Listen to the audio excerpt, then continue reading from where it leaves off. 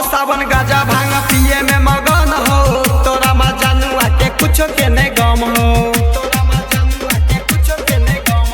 गेरुआ रंग के कपड़ा पहिरे हरदम हो, सावन में आलम करे छम छम हो।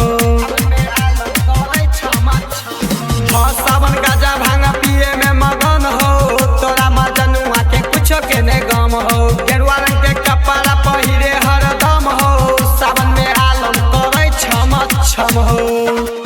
महाकाल के टोली हर साल निकाले हो, महाकाल के टोली हर साल निकाले हो। तोह पगला सुन लगे हम जान महाकाल के पुजारी हो। तोह पगला सुन लगे हम सोना महादेव के पुजारी हो।